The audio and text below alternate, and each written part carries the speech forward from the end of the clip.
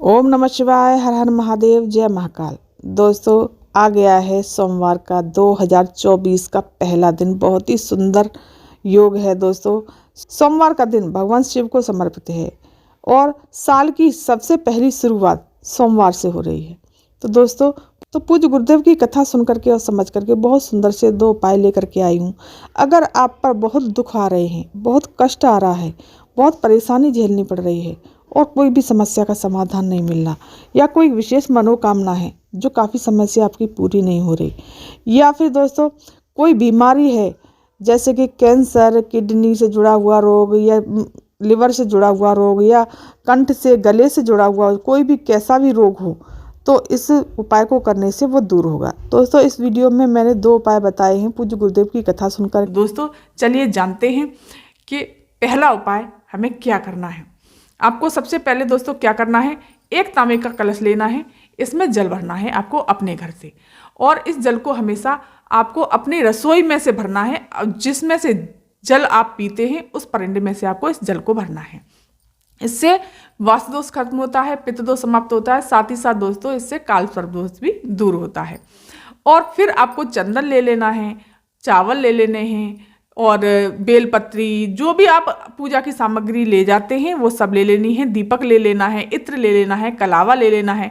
पहले उपाय में दोस्तों जो भी आप सामग्री ले जाना चाहते हैं वो आप ले लीजिए। अगर ऐसे ही करना चाहते हैं तो ऐसे भी कर सकते हैं, लेकिन एक पात्र लोटे का जरूर लेके जाना है।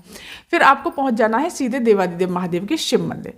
शिव मंदिर पहुंच करके आपको उत्तर दिशा की तरफ मुख करके खड़े हो जाना है। पूज्य गुरुदेव हमेशा कहते हैं कि उत्तर दिशा की तरफ मुख करके खड़े होने से हम और जो भी उपाय करते हैं तो महादेव हमारे कामना को बहुत जल्दी ही पूरा करते हैं। तो दोस्तों, बहुत ही सुंदर दिन है सोमवार का और नए साल का पहला दिन। तो आप इस उपाय को जरूर करें। आपको तांबे का जो लोटा लिया है उस जल को आपको ले लेना है और गणेश जी के स्थान पर जल समर्पित करते हैं, और फिर कार्तिकेय जी के स्थान पर, फिर माता अशोक सुंदरी के स्थान पर, फिर माता रानी के हस्तकमल पर, फिर शिवलिंग पर श्री शिवाय नमस्तुभ्यं मंत्र का जाप करते हुए या पंचाक्षर मंत्र का जाप करते हुए, जो भी आपको भगवान भोलेनाथ का कोई सा भी प्यारा मंत्र याद हो उसको बोलते हुए और अपनी कामना कहते हुए, जो भी कष्ट है, दुख है, तकलीफ है, कोई भी कैसी भी परेशानी है उसको बोलते हुए फिर आपको चंदन लगाना है। दोस्तों, चंदन लगाना है। चंदन से आपको त्रिपुंड बनाना है। पूज्य गुरुदेव कहते हैं त्रिपुंड बनाने से भोलेनाथ हमारी बहुत ही जल्द कामना को पूरी करते हैं। आपको त्रिपुंड बनाना है, चावल समर्पित कर देने हैं, फिर बेलपत्री समर्पित कर देनी है, समीपत्र लेकर के गए हैं समीपत्र समर्पित, जो भी सामग्री, अगर पंचामृत भी लेकर के गए हैं तो वो भी आप समर्पित कर दीजिए। दोस्तों, इस तरह से आपको बेलपत्री समर्पित कर देनी है। फिर आपको एक दीप लगा देना है, दीप प्रज्वलित कर लेना है। फिर आपको किस स्थान पर अपना हथेली लगानी है और अपनी कामना को बोलना है। दोस्तों, जो जलाधारी है इससे जो जल नीचे बह करके जाता है, इस स्थान पर आपको आप अपनी सीधे हाथ की हथेली लगा देनी है। इस प्रकार से आपको हथेली लगा देनी है और अपनी कामना को बोलना है। महादेव से अपने दुखों को कहना है, अपने मन की बात बाबा से इस जगह हथेली लगा करके सारी बातों को कह देना है। ओम नमः शिवाय मंत्र का जाप करना है या श्री शिवाय नमस्तुभ्यं मंत्र का जाप करना है। पूज्य गुरुदेव ये कहते हैं दोस्तों, यकीन मानिए ये दोस्तों मेरा किया हुआ मैंने खुद किया है। इस उपाय को वाकई में बहुत ही सत्य और अचूक उपाय है। पूज्य गुरुदेव कहते हैं इस तरह से आपको हथेली लगानी है और अपनी कामना को बोलना है। बोलते हुए ये फिर इस हथेली को लगाने के पश्चात फिर आपको ये जो जल जा रहा है बह के, इसको अपने नैनों से लगा लीजिए, अपने कंठ से लगा लीजिए, और तीसरा स्थान बताया है पूज्य गुरुदेव ने अपने मस्तक से लगाना है।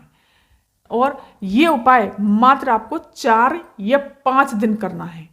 चौथे दिन ही आपको रिजल्ट साफ दिख जाएगा कि मेरी सारी मनोकामना पूरी हो गई, कोई भी परेशानी नहीं है, सारी इच्छाओं को भोलेनाथ ने तुरंत ही पूरा कर दिया। पर दिन तो आपको करने की जरूरत ही नहीं पड़ेगी, पूज्य गुरुदेव का ये कहना है। तो दोस्तों, इस उपाय को आप जरूर करिएगा।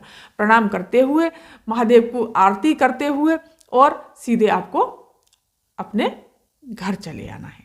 इस तरह से आपको 4-5 दिन ये उपाय करना है। अब चलिए दोस्तों जानते हैं जो दूसरा उपाय है जो बीमारी के लिए है।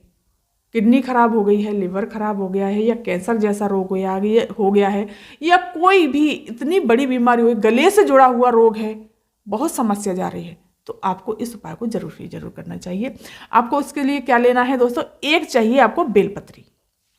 एक बेलपत्री ले लेनी है, लेकिन दोस्तों बेलपत्री बिल्कुल साफ सुथरी कटी फटी बेलपत्री नहीं होनी चाहिए, बिल्कुल साफ सुथरी सुंदर सी बेलपत्री होनी चाहिए। पूज्य गुरुदेव ये भी कहते हैं कि अगर आपके पास बेलपत्री नहीं है तो भोलेनाथ से मांग करके बेलपत्री ले सकते हैं। इस प्रकार से मांगे, बाबा हमें बेलपत्री दे दो, और ले करके इसको धो लीजिए। एक लेना है आपको दुर्वा, हरी दुर्वा दोस्तों, 7 गांठ की ले लीजिए या 3 गांठ की दुर्वा ले लीजिए, कोई भी कैसी भी दुर्वा हो, एक दुर्वा ले लेनी है आपको। ये तो दूब घास तो आप जानते ही होंगे। और इसी के साथ एक तांबे के कलश में जल भर के रखना है। जल ले लेना है आपको अपने घर से, अपने रसोई घर से, और इन चीज़ों को लेकर के आपको सीधे पहुंच जाना है देवादिदेव महादेव के शिव मंदिर। शिव मंदिर पहुंच करके आपको ये उपाय करना है, और शिव मंदिर पहुंच करके आपको उत्तर दिशा की तरफ मुख करके खड़े हो जाना है। और फिर आपको क्या करना है, इस उपाय में दोस्तों नंदीश्वर महादेव का नाम स्मरण करना है। किसका नाम लेना है दोस्तों, नंदीश्वर महादेव का नाम स्मरण करके इस उपाय को करना है। तो आपको सबसे पहले आपको कुछ नहीं करना, न जल चढ़ाए न कुछ। सबसे पहले दुर्वा को, जो एक दुर्वा लेकर के गए हैं, उसको समर्पित करना है। नंदीश्वर महादेव का नाम स्मरण करते हुए इस दुर्वा को शिवलिंग पर समर्पित कर दीजिए। इस तरह से डंडी का मुख जलाधारी की तरफ रखिएगा और वैसा अपनी तरफ। और फिर इसके पश्चात आपको रखना है, इस पर बेलपत्री समर्पित कर देनी है दोस्तों। पति का मुख अपनी तरफ रखिएगा और डंडी का मुख जलाधारी की तरफ। इस तरह से ये समर्पित करने के पश्चात दोस्तों, ये जो जल लेकर के गए हैं, इस जल को आपको श्री शिवाय नमस्तुभ्यं मंत्र का जाप करते हुए नंदीश्वर महादेव का नाम स्मरण करके जल समर्पित करना है। श्री शिवाय नमस्तुभ्यं मंत्र का जाप करते जाइए और नंदीश्वर महादेव का नाम स्मरण करते हुए इस जल को सारा का सारा आपको समर्पित कर देना है। धीरे धीरे समर्पित करना है दोस्तों, इस प्रकार से धीरे धीरे जल को समर्पित करना है। और फिर इसी पात्र को इसके आगे लगा करके जलाधारी के स्थान पर, और जो जल जो बह करके जा रहा है, इस जल को आप ले लीजिए। इस जल को लेने के पश्चात आपको इस जल को भर के अपने पास रख लीजिए। भरने के पश्चात दोस्तों फिर आपको चंदन लगाना है, चंदन लगाना है, चावल लगा दीजिए दोस्तों। फिर जैसे भी आप पूजा पाठ करते हैं, इस प्रकार से आपको पूजा कर देनी है। मीठा लगा दीजिए, दीप लगा दीजिए, जो भी पूजा पाठ करनी है। और जो व्यक्ति बीमार है उसका वहीं पर बैठ करके नाम और गोत्र बोलना है और भगवान से प्रार्थना करनी है। और नंदीश्वर महादेव का नाम स्मरण करने के पश्चात आपको सीधे अपने घर चले आना है। और फिर दोस्तों, जो ये जल आपने भर के रखा है, इस जल को जो व्यक्ति बीमार है, जिस व्यक्ति को कष्ट है, उसको आपको ये जल 3 बार हाथ की अंजनी में लेकर के जल ग्रहण करवाना है। चाहे थोड़ा सा ही, चाहे आधी चम्मच क्यों ना करवाओ, लेकिन आपको ये जल ग्रहण करवाना है 3 बार नंदीश्वर महादेव का नाम बोल करके। दोस्तों पूज्य गुरुदेव कहते हैं, इस उपाय को करने से जल्दी, बहुत जल्दी मेरे भोलेनाथ सुनते हैं, और उसकी बीमारी कितनी भी बड़ी हो वो जल्द से जल्द दूर होती है। तो दोस्तों इस उपाय को जरूर ही करिएगा। तो दोस्तों ये थी जानकारी आज की। अगर ये वीडियो, ये जानकारी आपको पसंद आई हो तो मेरे चैनल को सब्सक्राइब कर दीजिए, वीडियो को लाइक कर दीजिए, और कमेंट में श्री शिवाय नमस्तुभ्यं अवश्य लिखिएगा।